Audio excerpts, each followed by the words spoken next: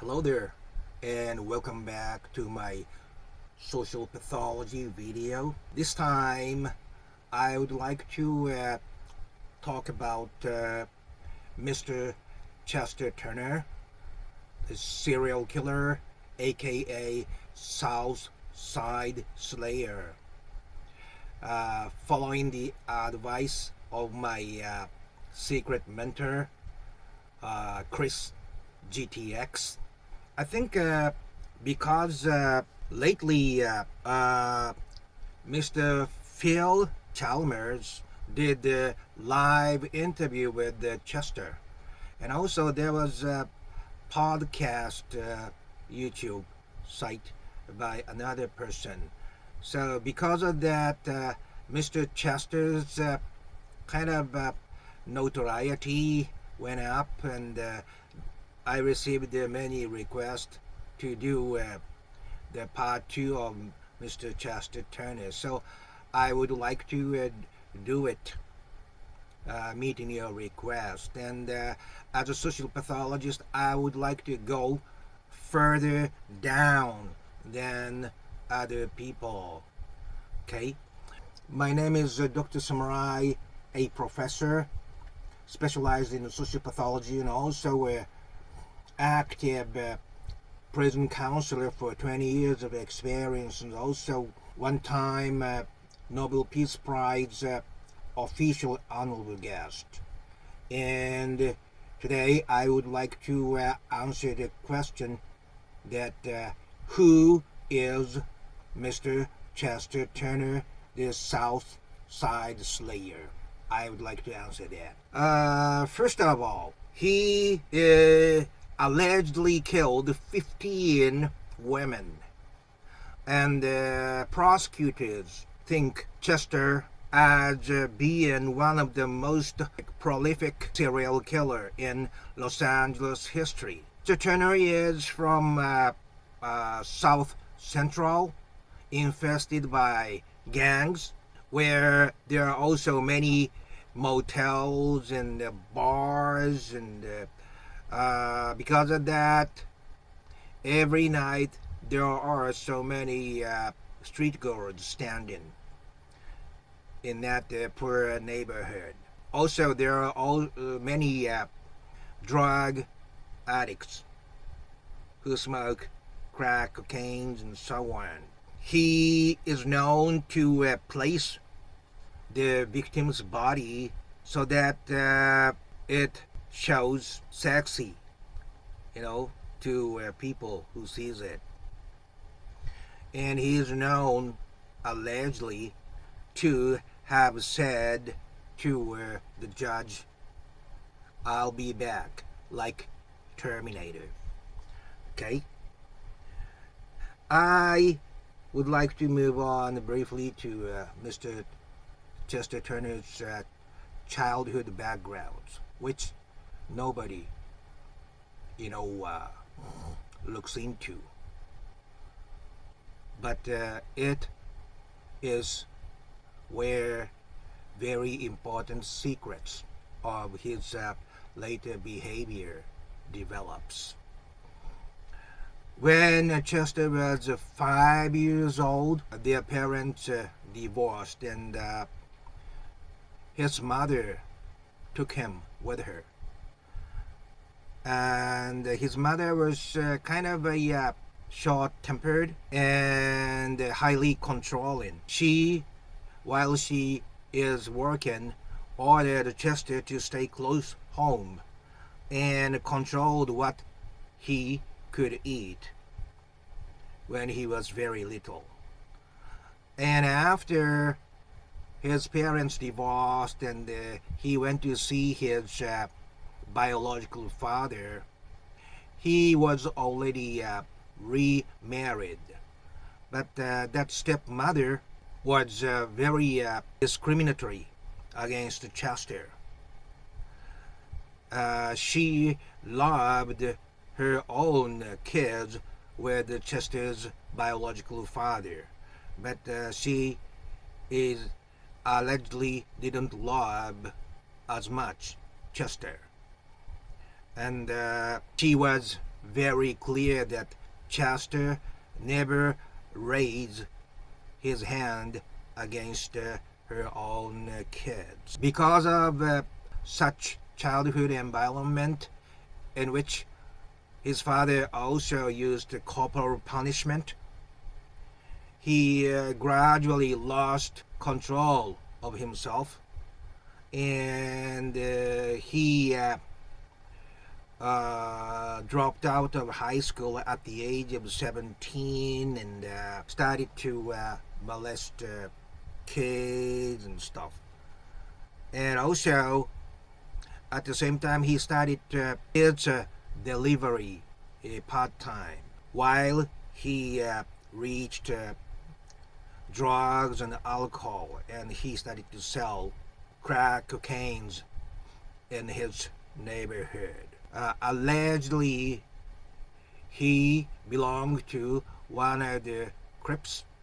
While he was standing in a street corner, he was assaulted by three drug addicts and was cut in his face by box cutter to rob him of the crack cocaine he was selling. Because of that alleged 15 murders, he is now San Quentin death row. This is pretty much his background.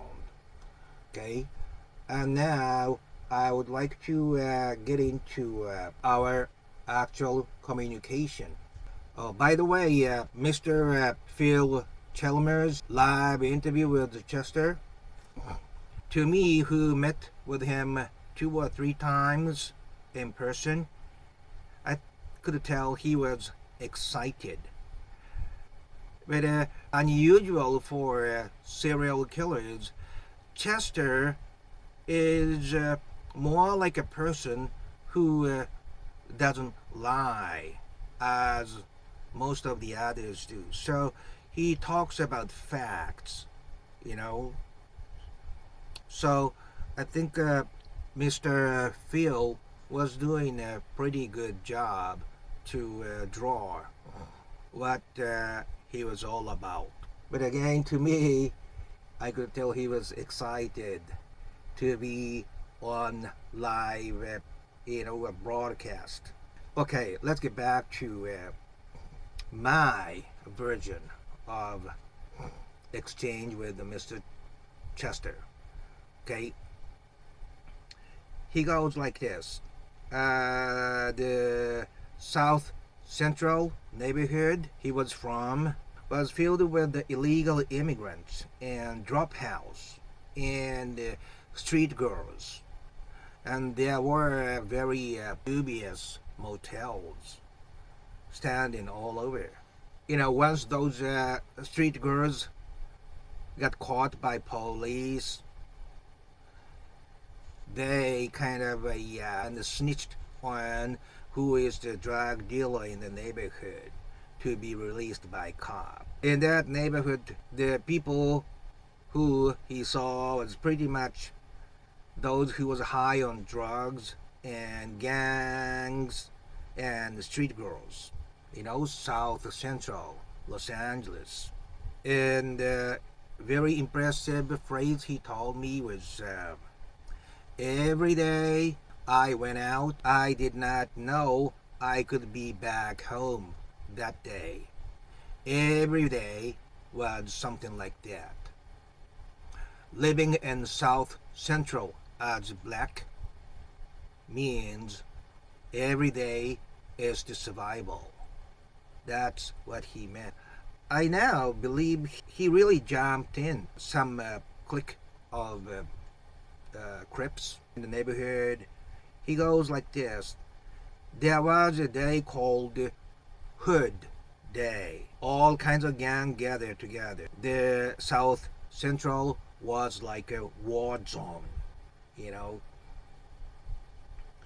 And he goes like, there were many murders in the South Central, which wasn't even reported on the news. Can you hear this? It's South Central. Murders cannot even become part of the news. And there were so many unknown, unreported murders. Some of them were those who tried to push into their territory or a drug deal. Such case, he said, people use YGs, young gangsters, do drive-by to take care of those newcomers who were, pushed into their own turf hood. Very interesting thing was that's a sheriff and LAPD, right? They are two different groups.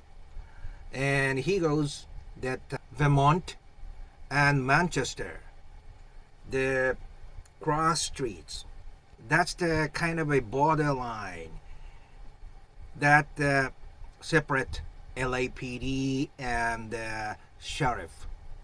They don't cross the line. I think that's the unspoken rule for each other.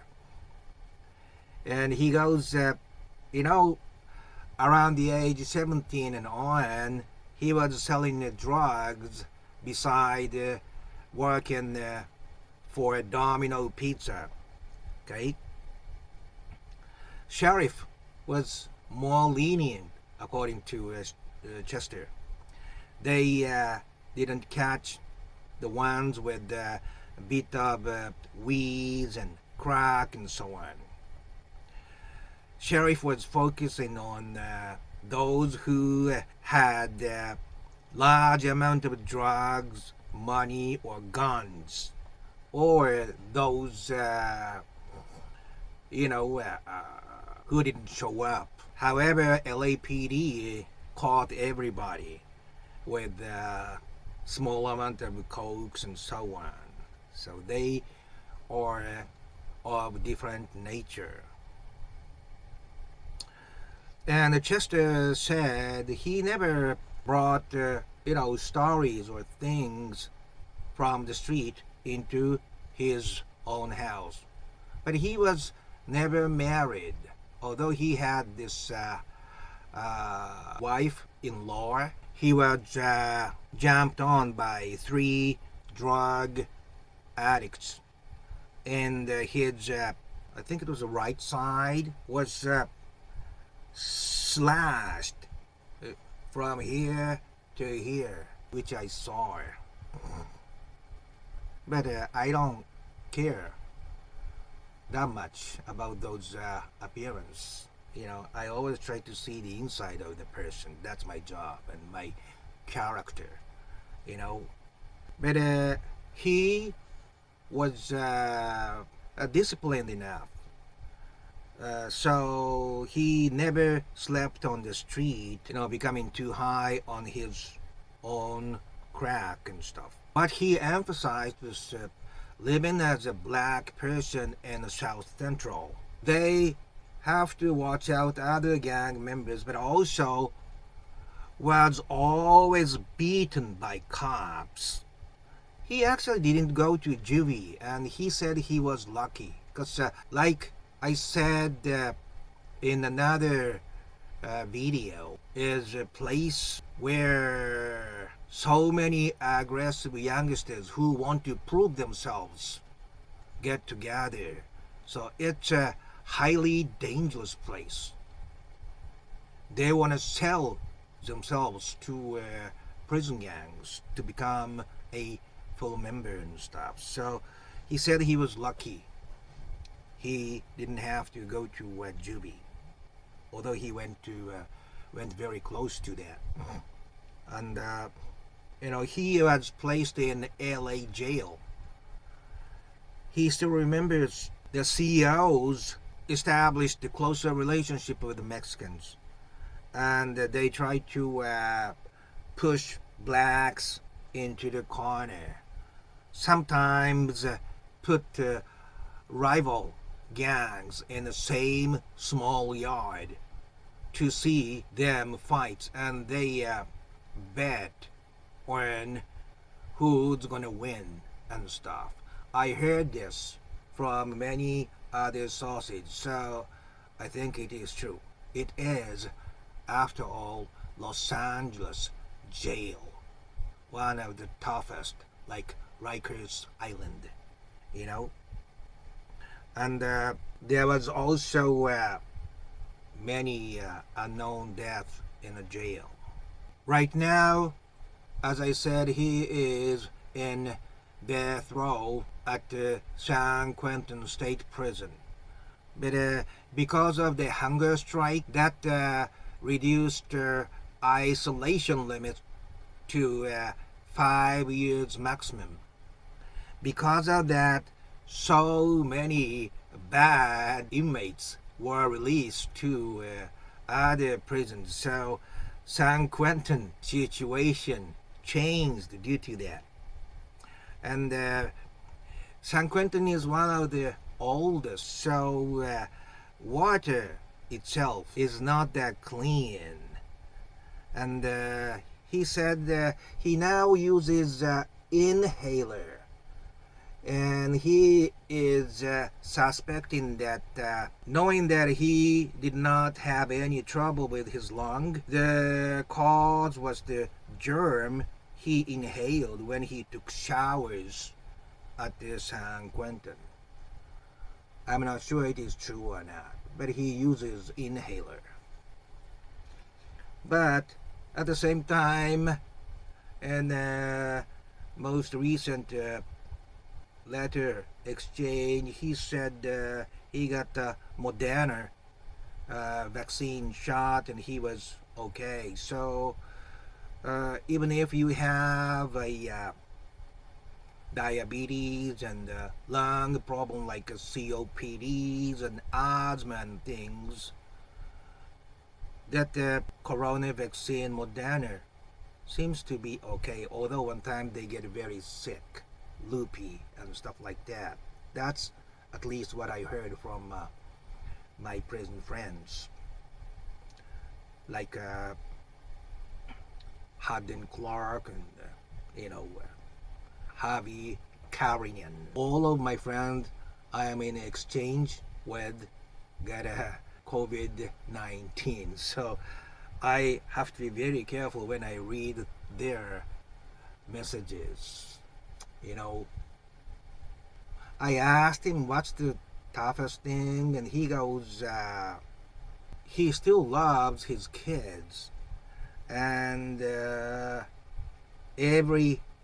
each year when Christmas comes, it hurts a lot that he cannot be together with his kids. He loves his kids, and he repeated it so many times.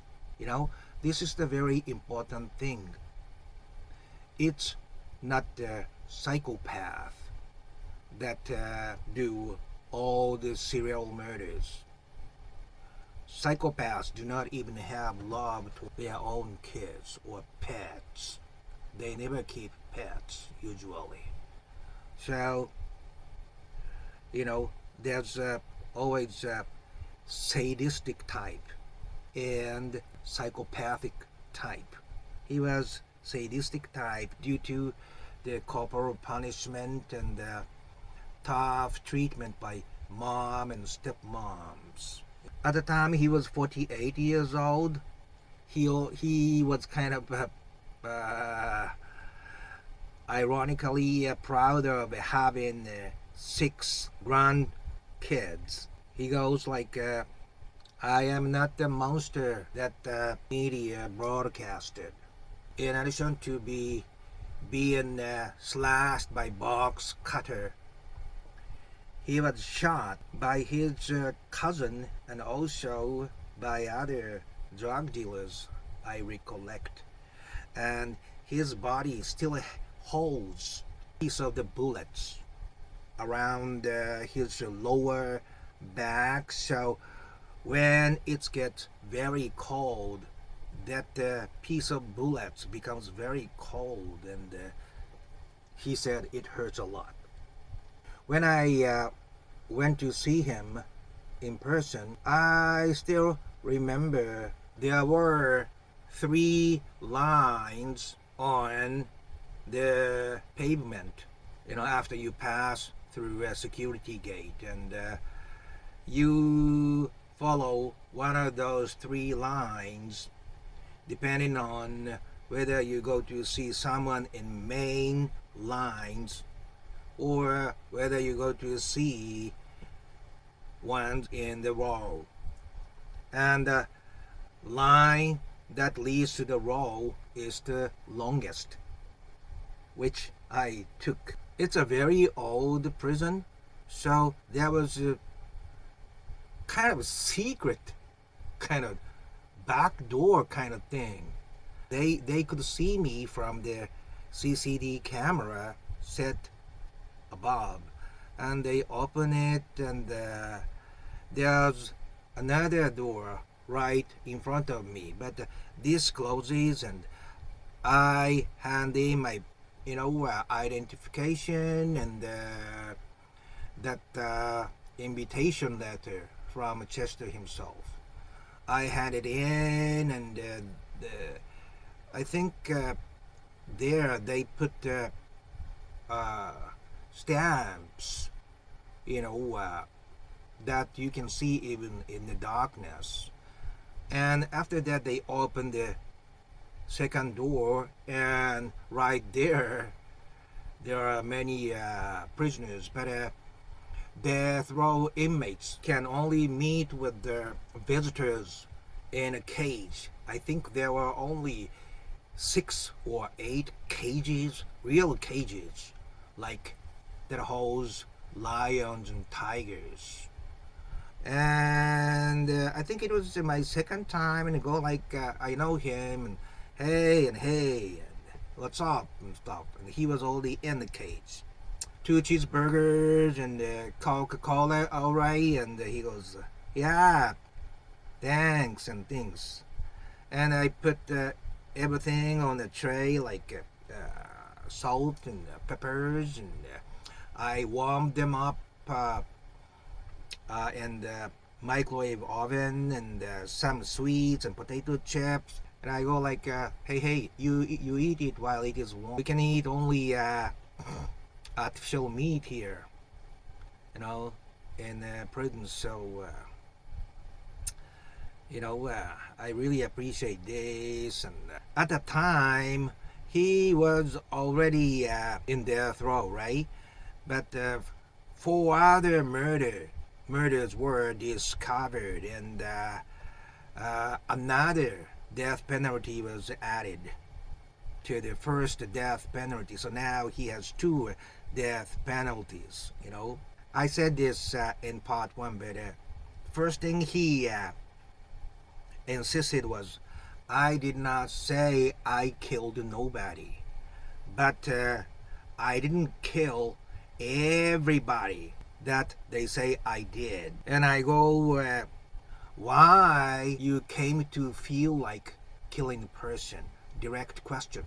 Why you wanted to kill?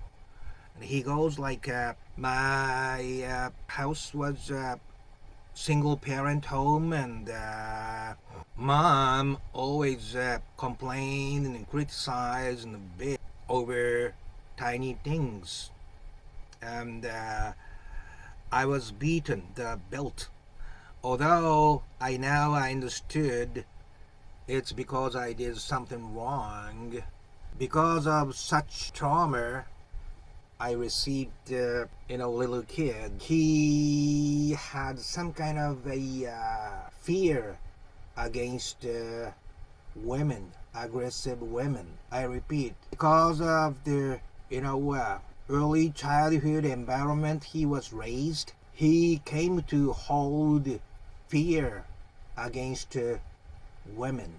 A girlfriend he later had a relationship with was the same time as his mom, and probably as his stepmom. So she kept complaining about things on and on and on, but he couldn't say things back. He stopped everything, all kinds of frustration inside. And when it hit a certain level, released anger to street girls. Then I asked, what did you feel when you were actually killed those girls? And he goes, honestly, I do not remember the details. When I came to, they were dead. And I think based upon other informations being correct, he was telling me the truth. Some kind of a incident that is similar to your trauma. When you experience that, you do not remember the details, right? It's like a kind of PTSD. I'm not justifying his acts, but I'm telling you what I think, and I'm analyzing it, based upon my experience. But this is not the official diagnosis, okay? So I don't remember the details, but when I came to, they are dead. Like I mentioned before, he talked about complaints about the grim sleeper who put two of his murders on Chester. That guy, he put the two murders on me. I just can't believe. you know yeah, when you go back to Japan, check him up on the internet. All right, I'll do that. We kind of agreed that Grim Sleeper was a little bit jealous of the notoriety of Chester as being Southside Slayer, while he was also killing women in the same neighborhood. So there was some type of jealous of Chester by Grim Sleeper. It happens, in other cases too. And two serial killers are from the same neighborhood. They have this unconscious or subconscious competitive minds against each other, which killed more people and stuff like that. That most of the people do not. They murder based upon their inferiority complex. We talk about many, ordinary things, and he bought new tinted glasses, and I usually wear tinted glasses too, so we kind of exchange the glasses and stuff, like we all do outside. In conclusion, as I have said, there are two types of serial killers. One is like Chester. He's a normal person, but one part of his is abnormally outstanding, so to speak. He is a sadistic type of serial killer. So they are normal, and they have love, and they have feelings to care about others. He actually did care about me. But once something hit his button and switches on, he couldn't hold himself anymore.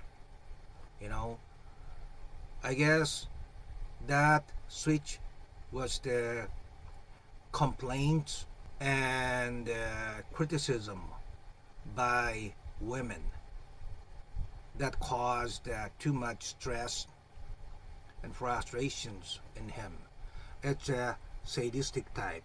The other psychopathic type is more like an inorganic robot. They are emotionally handicapped, so they do not take time to kill the person. They kill them at once. They feel more comfortable with the dead people than living people, because they did not have their emotion developed during the first 3 years, missing necessary human exchanges, physical contacts, and warm smiles and unconditional love. They are more like robots. So there are two types, and he is the former one. But there's no responsibility on the sides of the victims, even if they are street girls. Some are nice as person. I would like you to know, you know, there must have been a reason to do that to survive. So I don't blame them, although that's not the best job choice. But if you receive some kind of aggression from the others, especially for the first 3 years, that anger stays and becomes trait aggression. And that keeps going out when a person hit puberty. Whenever you have these sexual urges and hunger and anger stays very close around here. So one is turned on, the other is turned on too. They are never satisfied with the normal sex, because normal sex and aggression is merged in disorder. It's a very complex feeling, knowing that he's a good person and very sensitive, but at the same time he has this sides that normal people do not have, and he himself could not control. So I would like you to know there are two types of serial killers, and first 3 years of close relationship to your kids is this is today's value. If you like this kind of stories, please click that red samurai logo in the ending screen. Okay, I'm gonna upload at least two videos periodically. Okay, up until next time, have a safe and wonderful time. Okay, bye bye. And also have a good time with your kids.